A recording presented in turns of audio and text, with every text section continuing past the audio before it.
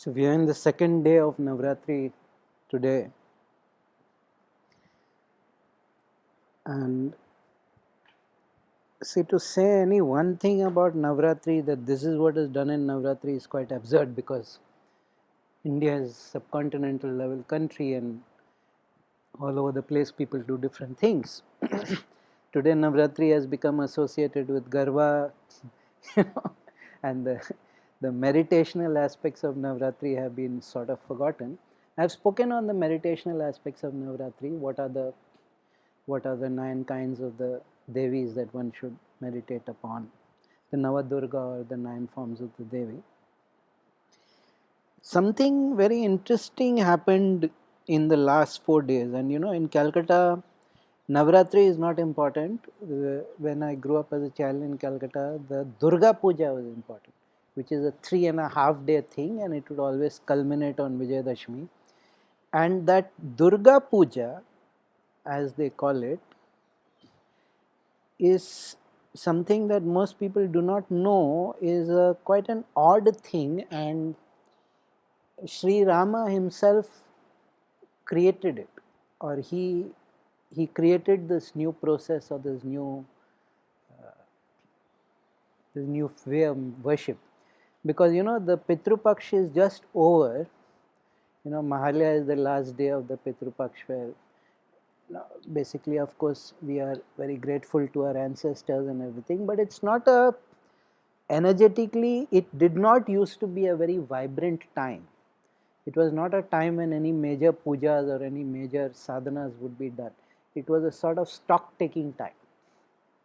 After the Pitru Paksha, of course, people were like, we've been depriving ourselves of eating well, everything, so now we get into good clothes and dance around, things like that. It's understandable. Celebrate festival, harvest, those kind of things.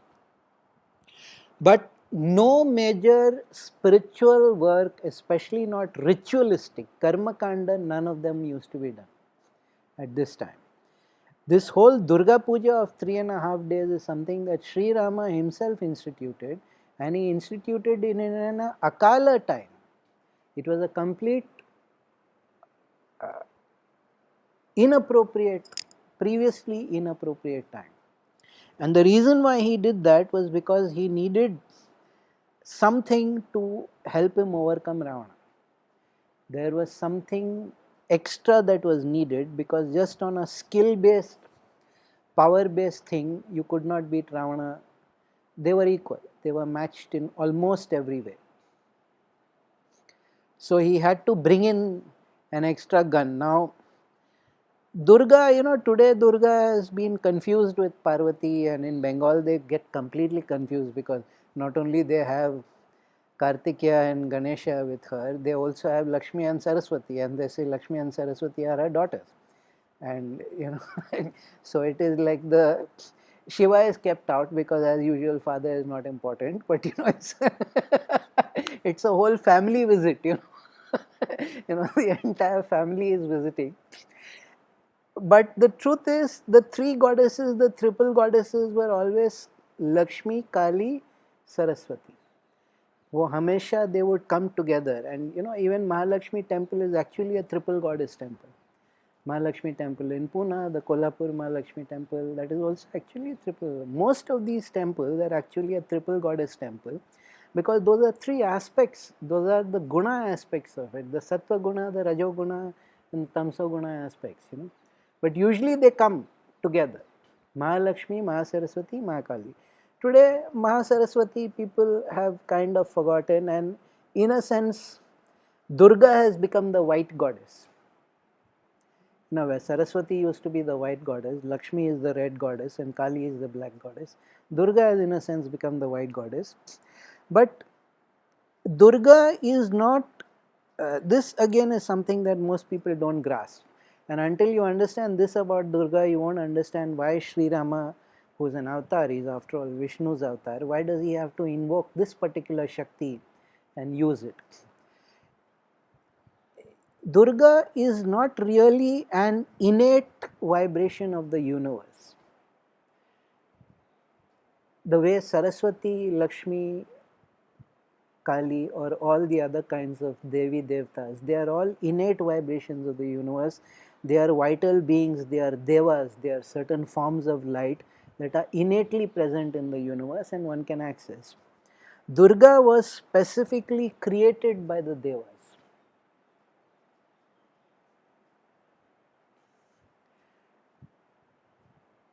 The Devas took together their Shakti and pooled it to actually create, to actually manufacture, to bring into existence something that is greater than the sum of their individual parts. If they added all their Shaktis together, it would still not amount to what Durga became. So yogis always know this, that Durga is not of the world. Durga is not of the universe. Durga is the ultimate transcendent aspect of Shakti. The Shakti is always outside manifestation. In the form of Durga, in the case of When Durga. in Durga. And sometimes, occasionally, in times of dire need, that Shakti can be coaxed to descend or to manifest. You know, Sri Aurobindo used to say that worship Lakshmi. If you want to worship the Divine Mother, worship Lakshmi. Because Saraswati requires extraordinary levels of purity and sattva. Sattva guna. If you don't have the sattva quality, then she won't give you the time of day. Kali, you know, okay, if you if you want to be with somebody who will hit you like a typhoon or a cyclone, all right. No, Kali is not for everybody, because Kali will start burning your karma up instantly, and the quickest way to burn your karma is to traumatize the hell out of you. You know, so Kali worshippers normally have very exciting life. And so people say, but what about Durga? Because, and Durga's thing is, the word Durga actually means unattainable. It means that which, no matter how much you think you grow, you cannot reach. That quality of remoteness, that quality of iciness is very unique to the Durga Shakti, the Durga vibration. There is something beyond human. It is very clear that there is no, you know, because human beings can become devas. Human beings can develop good karma and rise to the level of being a deva. And a deva can descend into being a human being. But no human being can ever rise to becoming Durga. There is always that level of beyond. There is that level of this is unattainable by anything that you do. That is why they always say Durga is not of the world. Durga is not of the universe. Durga is outside. And if you notice in good temples, the old temples, not the stuff that is manufactured nowadays, in old temples, always the outer walls they would have the Durga statue. They would have the, I'm not speaking if it is a speciality Durga temple, but if there is a Durga sculpture, it would always be on the outer wall. You know, because that sense of being beyond, that sense of being, and a lot of people say that Durga is actually Parvati, and you actually see illustrations of Shiva with Durga which are not really accurate. If you are a Shakta, then yes, in that sense, all the forms of the Devi are various Rupams and manifestations, but even over there, Durga is something different. You know, the uniqueness of Durga, the complete difference of Durga, the complete remoteness of Durga is something that people don't get. Because the Shakti is not a harsh Shakti, but it is a very implacable one. It is what it is.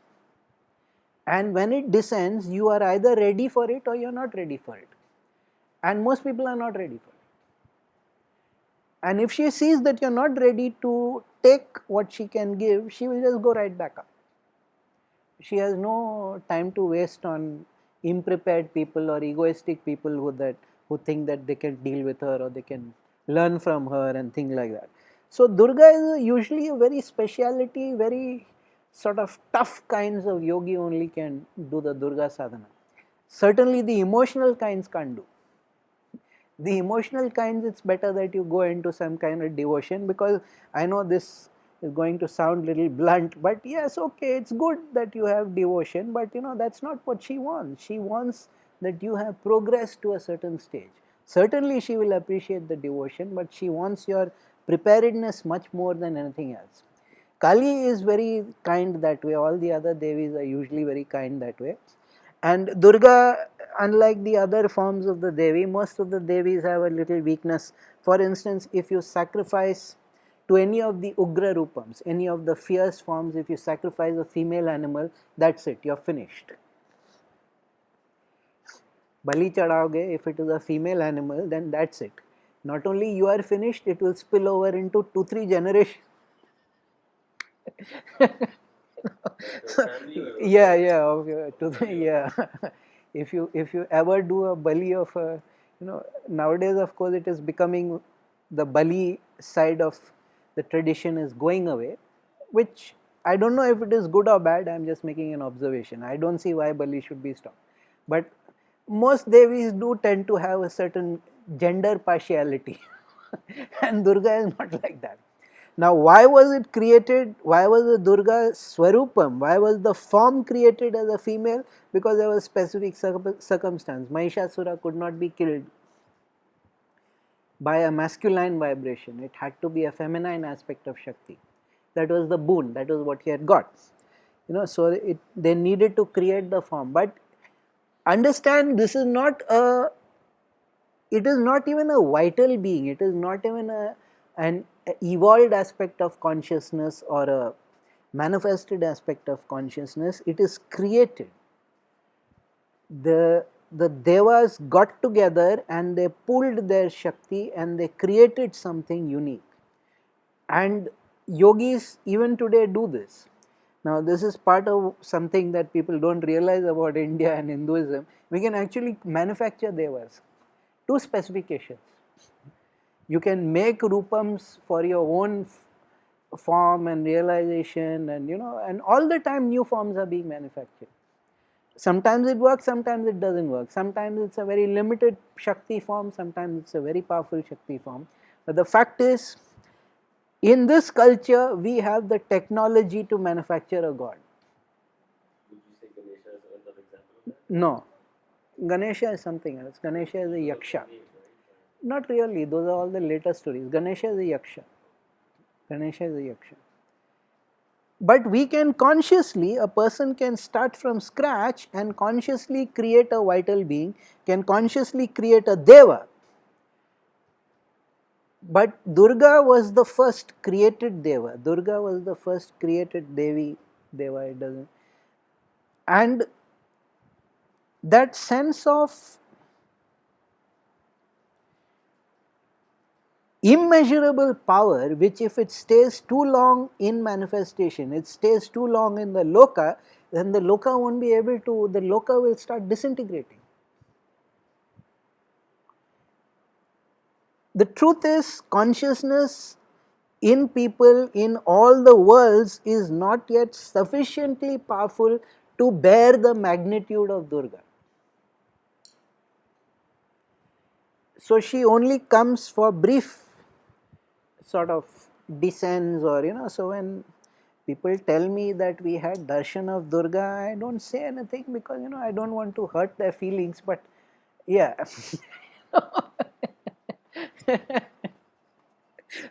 Not in your particular life circumstances. So when Sri Rama was fighting the war, they had beaten everybody, but they were not able to get past Ravana. Actually, they were not able to get past Indrajit also, and he had to be finally killed by trickery, rather, because if Indrajit had done that last Havan of his, he was going to do a homam, and that would have made him. See, he was anyways invincible, he never lost, except that last fight with Lakshmana. Twice he rendered Rama and Lakshmana unconscious. It has never ever happened before. Indrajit was basically invincible. But Indrajit had very unusual biology, no? He was a very strange kind of, his bloodline was very peculiar, because Ravana anyway is very peculiar. His father is a rishi and his mother is a rakshasa. Vishravas, his father, he is a rishi. Vishravas' father is Pulastya. Pulastya is one of the mind-born sons of Brahma. So Ravana has mind-born sons of Brahma. Mind-born, the mental creation. Brahma did not create with materials. He just created from the power of his mind.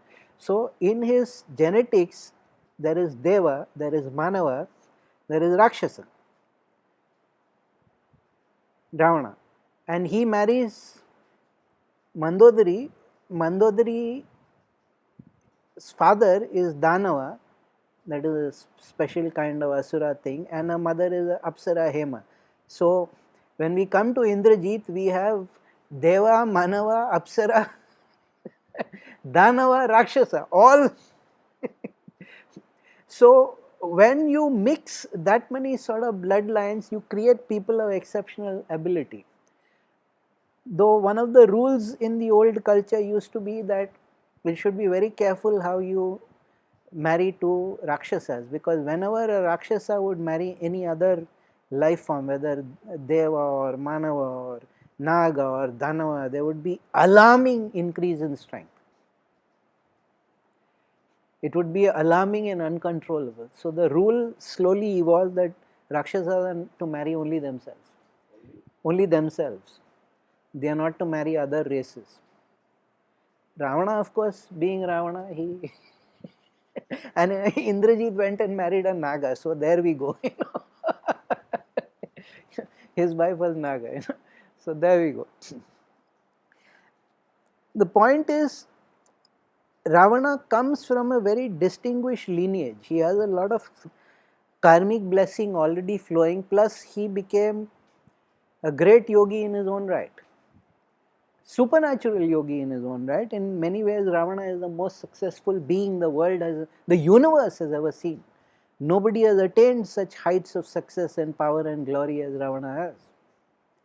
In Jainism, there's like temples where there's Ravan outside because he's supposed to be a master yogi of the body, and he's supposed to become an arihant in the next cycle. He is. He's already become. He's another dimension. He's already a great master. That's besides the point. The point I'm saying is Ravana is a person who was of unbelievable spiritual attainment, and he was integral. He attained all his bodily goals, he attained all his whatever, in any dimension of life, Ravana was a success. Plus he married that half Apsara, half Danava thing, Mandodari, who was a Sati. So, if you are married to a Sati, you basically can't be beaten. That didn't matter because Rama also was married to Sati. So, that is cancelled. Okay, both of them are Param Shiva Bhakt, right? Ravana does Shiva Tandava Stotram, he invents the Rudra Veena, he does all that thing. Sri Rama does the Sthapana of Rameshwaram, so that also gets cancelled out. This is a literal case of irresistible force meeting immovable object. Now, what Indrajit was going to do was, he was going to do one particular kind of homam which was supposed to be used only once and only in exceptional circumstance. If he had finished that, then nobody could beat him. Nobody in the universe could beat him. So that is why before he completed it, Lakshmana went and activated the battle and killed him. No, they didn't wait. They didn't wait to be sporting and things like that. But Ravana's case was unique because his Shakti used to protect him. The fact that he was such a great yogi, it used to protect him, and slowly that started making him do things which created bad karma. Previously he would not do bad karma, but the first thing he did was that he took away Lanka from his brother. Lanka actually belonged to Kubera. and Kubera is his half brother. They have the same father, Rishi Vaishravas, which is why he is Ravana and Kubera is actually Vaishravana. So that was his first wrong act. He just said, I want it. So Kubera is not known, but he is a great warrior and he was willing to fight. And he was advised by his father, no, you leave it and you go to the Himalayas. And they built a city greater than Lanka, Alkapuri. Alkapuri, which is where the Yakshas live, which is supposed to be the most incredibly beautiful city in the whole universe. And then Kubera became the Digpala of the north and everything. So actually Ravana did him a big favor. He actually boosted him and promoted him. But he stole the Pushpaka Vimana, which actually again belonged to Kubera. Then he did something that really was the seed for his destruction, because he was now becoming so arrogant about the fact that he is protected. The yoga has created this wall of protective Shakti around him, that he's forgotten that there are karmic consequences. No matter how much you protect yourself, there are karmic consequences. Kubera's son had a relationship with an Apsara, and this fellow sees that girl and he rapes her. And she curses him that if you ever touch any woman against her will, you will die instantly. Now this was the act that completely destroyed him in the end, because now you can sort of justify what he did, taking away Lanka, taking away the Pushpaka Vimanas. That is what kings do when they conquer, they take all the... But this one thing, where he violates so many taboos at one time, when he goes across and he's just... This one thing completely started a karmic consequence. Because how does it break? How does a man of this stature, how does a man of this level of ability and intelligence, and most of all yogic attainment, because he's a great master, he's written many books, all kinds of books, he's written books on Ayurveda, on astrology, on all kinds of subjects. What did he do and why did he do? Because people have this mistake that if you do something bad, it will instantly recoil on your head. No. Many people, because of their Shakti, because of their yogic power, or because of the safety that comes from developing so much Shakti, they act quite obnoxious. Because as long as you know what is happening and as long as you know what is protecting yourself, you can escape the consequences. Of course, some other lifetime maybe, but this lifetime you can escape the consequences. A man who writes the Shivatandava Stotram, which is just about the most astonishing thing you will ever in your life. Sri Rama made Rameshwaram, he established the Rameshwaram Lingam, and Ravana didn't need to establish the Lingam, though he did try to bring the Atma Lingam. That Ganpati tricked him, and it is in Gokarna in Goa. But he wrote the Shivatandava Stotram, and if you look at the Shivatandava Stotram, there is everything that you can attain in yoga is encrypted within. It is one of the most extraordinary achievements of human consciousness. How do you bring a man like that down? And very odd that Shivatandava Stotram is becoming very popular today, especially in South Indian movies. Even in Bahubali, that recent movie, they use it, and the recent Rajnikant movie has used it. The thing is becoming, it is somehow moving into popular consciousness. Previously only high level yogis knew Shivatandava Stotram. So what do you do? Here we have the problem. Now Hanuman could have taken Ravana on, but same problem, he is not going to attack a Shiv Bhakt. Hanuman was the only person who could have beaten it, but he won't do it. Two reasons. One is, this is Rama's fight, not his fight. So what does Rama do? He has to find something. Now there is a very funny, South Indians, they used to make a lot of mythological movies, so they had many alternative versions of these stories.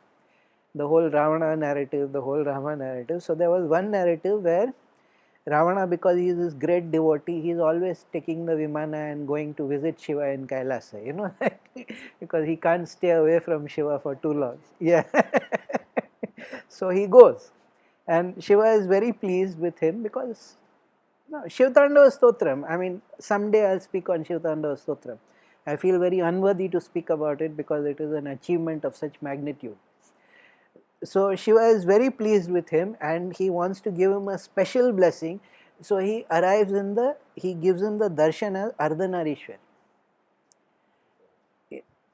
as both Shiva and Parvati. But by the time the poison of his self-regard had become so great that he's like, woman, I won't touch her feet. He touched only the Shiva side of the and Devi never forgot that. And normally if you do something so arrogant, you're fried on the spot, but can't touch him, no, because the sheer magnitude of Shakti around him, you can't touch him. You need something. So this story is told to Sri Rama later and he says, okay, here is the weakness. Yeah, because praying to Shiva is no use. He does not discriminate. Yeah, everybody gets equal. But if we pray to her, then she will help. And she won't help him because he insulted. But like I said, that's not the truth. The truth is Sri Rama needed a descent of Shakti that even he would not be able to hold for too long. And he needed to use that Shakti to overpower Ravana. So, right in the middle of autumn, at a time when nobody does any puja, he decides, I will do Durga's puja. And he starts the puja. And recently I came across, there is one other version of the Mahabharata. It's in some Hanuman Purana, something obscure text, where apparently even Krishna told the Pandavas to do Navaratri Puja of Durga to win in the Mahabharata. So this thing that he did today, because we do Durga Puja, we have Navaratri, we don't realize what a unusual action it was. It was a complete violation of all the so-called rules, and and he is Maryada Purushottam and he is breaking the rules. And, but Maryada only means that you don't become unreasonable. Ravana had become unreasonable. He has everything. He has power, fame, glory. He has a son who is greater than him. He has wife who is Sati, and he won't be content with that. He wants more. Now, when you start asking for much more than what you deserve, and you try to force the universe to give you more than you deserve, the universe has a way of pushing really back at you. And that is what happened. He lost Maryada, you see. He went to a point where it was not enough that he had all the beautiful women of the world. It was not enough that he had Mandodari, who everybody said, what is this? Why does he need anybody else? It is not enough that he has all the power of the world. It is not enough that all the devtas are scared of him. He just won't stop. More. And that is when you lose Maryada. Maryada is when you say, this is how I can be optimal in the universe. And he is no longer optimal in the universe. He is now a nuisance to the universe. Because this man will always grasp. And Rama was the exact opposite. No doubt he was a great king, Ramarajya, but he never really wanted to be king. I think he was hugely happy, okay, I don't need to govern, I can sit calmly in the forest and do my meditation. He had a sense of what is a normal and natural limit to what a person should ask for or aspire for. If you go beyond that, you become insane. And that is what happened to Ravana. He became insane. His success, his never ending track record, because in the battle he is losing. Every day he sends his people out and they are slaughtered to the last man. 10, 20 people are coming back. And he won't accept. Not to accept what is going on, his two brothers, both Kumbhakarna and Vibhishana, are telling him, big mistake. Why is he not listening to them?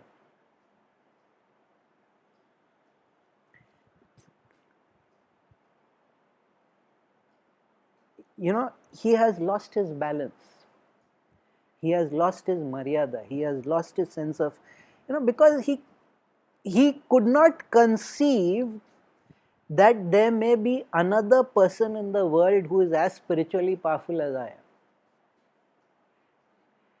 He got into that sense of ego that no, I am connected to Shiva and that is it.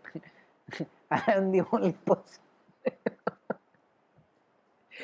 He simply could not conceive that there can be an equal.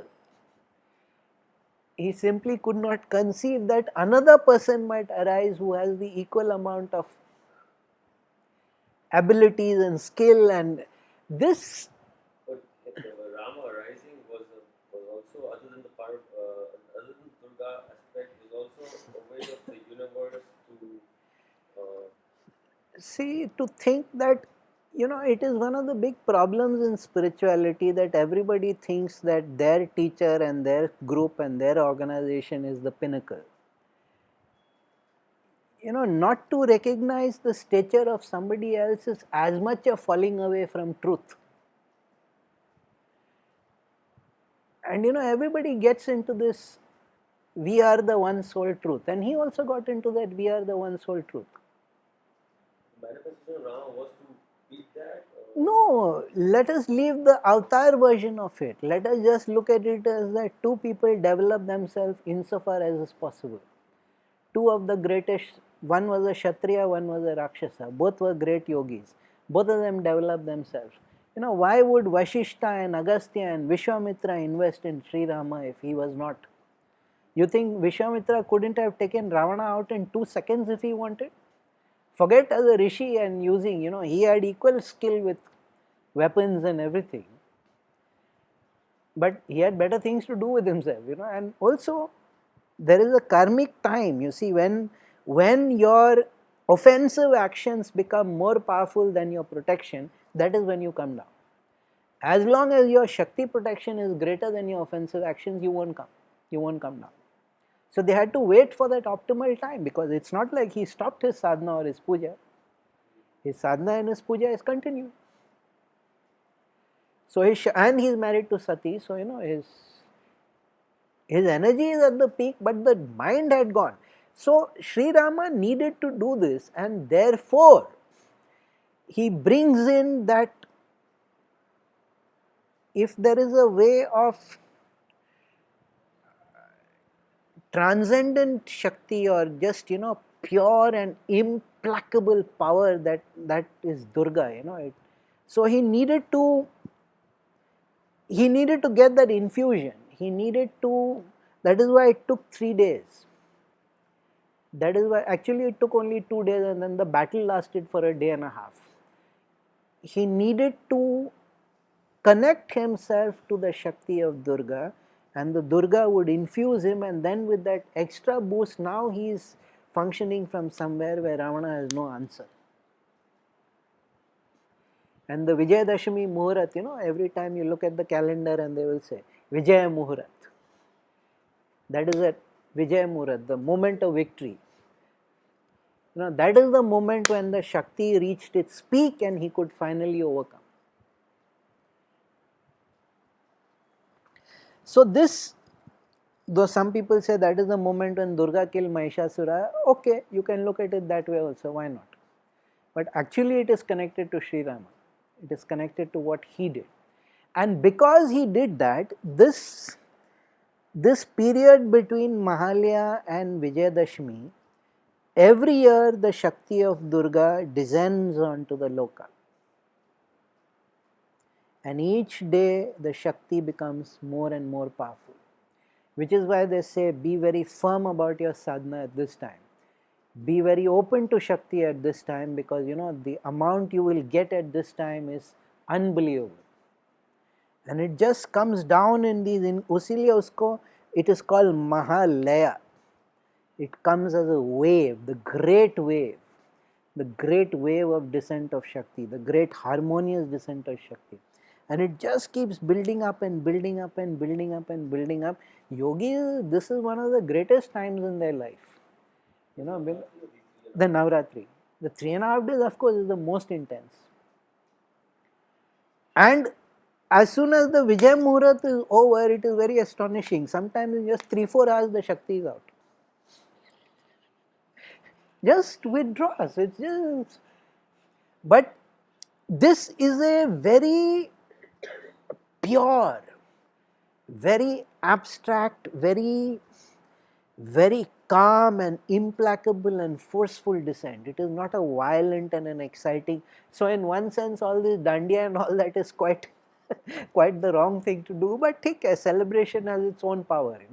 One should not dismiss celebration. Celebration is a very good thing. But if you are in serious yoga sadhana, you are not wanting to spend the whole night whirling.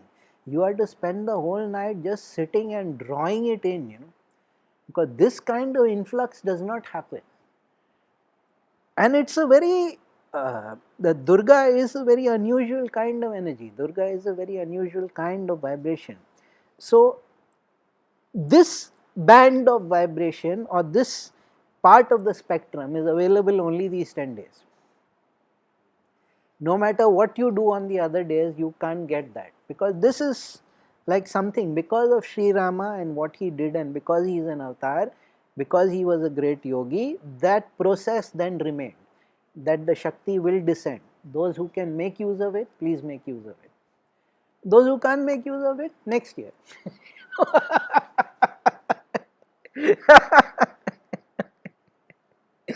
See, the Shakti is the Shakti, but Shakti also has different vibrations. Certain time, certain Rupam, Shiva ka jo Shakti hai, yes, Guru Purnima as well as Shivratri is Shiva. But it is two different types altogether. Completely different kinds. The experience is different, the taste is different, the flavor is different, the impact on the body is different. And another kind of process is set in till Diwali. Between Mahalaya and Diwali, there is a whole another kind of process that is set in. So, most people after Vijayadashmi, they slack off in their sadhana, which is a big mistake. Keep it going. Because then that Lakshmi ka vibration starts coming in, which culminates in Diwali. Now, the problem is not that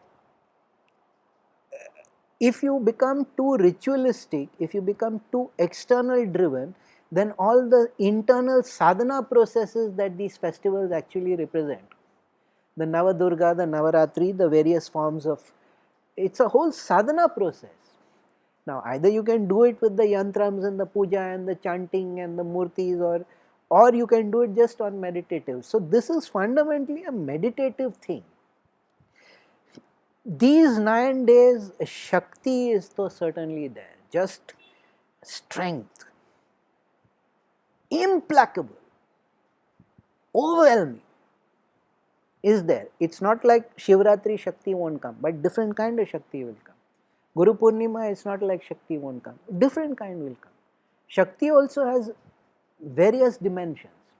It is a mistake to think that the force descends or the Shakti descends only in one way. Shakti has infinite variety. Depending on your training, depending on your aptitude, depending on your willingness, what you can process will be different. And times of the day are different. Extent you can get, times of the year, all that matters. Now, at one time, all this was very common knowledge. It was part of the almost unconscious knowledge. Ab kya hai, we are unfortunately fragmented. Our culture is fragmented, all this knowledge is fragmented, the support systems have gone, the environment no longer exists where these things can. And also, what is the point if somebody is a celebratory type or somebody is a ritualistic puja part type? What is the point of saying sit in meditation? उनसे होता नहीं है. That is not their swabhava.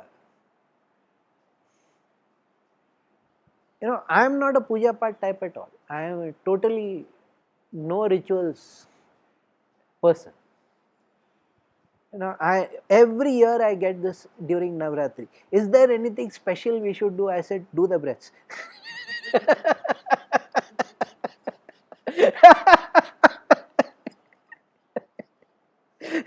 I said, what is this?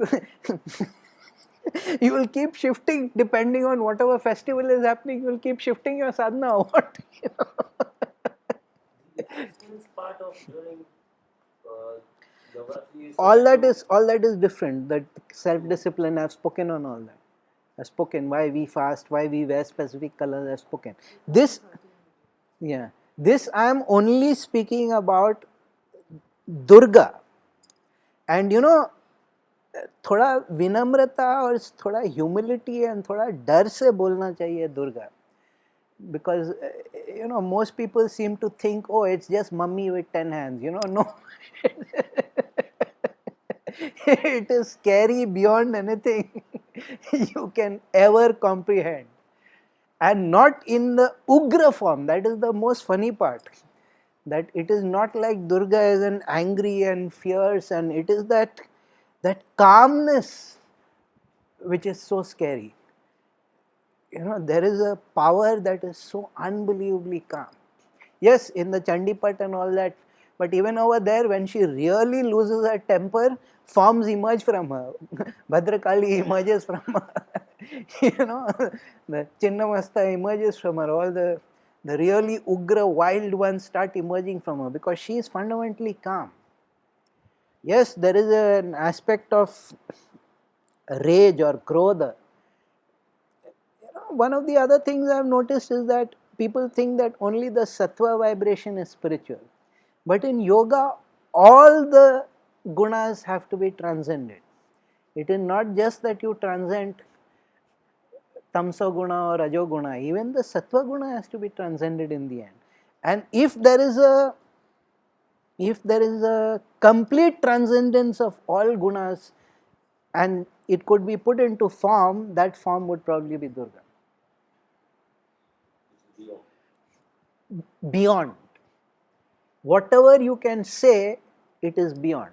Whatever you can conceive, it is beyond. Whatever you can experience, it is beyond. That is Durga. There is a kya bataye, that most people are actually confusing, maybe I shouldn't say it, but okay, most people are actually confusing lesser devtas with Durga. They are confusing lesser developed forms or less powerful forms which they experience in their puja. I am not saying that is wrong or bad. And they are saying this is Durga. No, it is not Durga. It is another kind of Devi, and you have misjudged it or misapplied it and said it is Durga. So, because she is a warrior and because she fights against the asuras, then all the warrior communities like Durga. But Durga is actually a yogi's goddess. It is not a warrior's goddess. Durga is actually a yogi's goddess. But take care. I mean, if you are connected to Durga, no matter how, it is still good.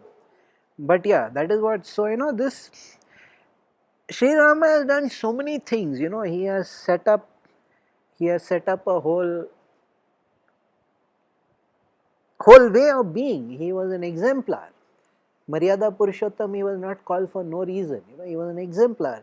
But this thing that he did, this establishing this Durga Puja, is probably one of the greatest things he did, because by doing so, he created this annual descent of Shakti. He created this annual blessing for everybody. As usual, he never did anything for himself. And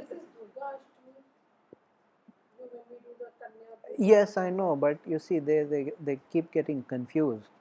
वो भी है, again, like I say, if you are doing a particular kind of path, then you will interpret in that particular kind of path.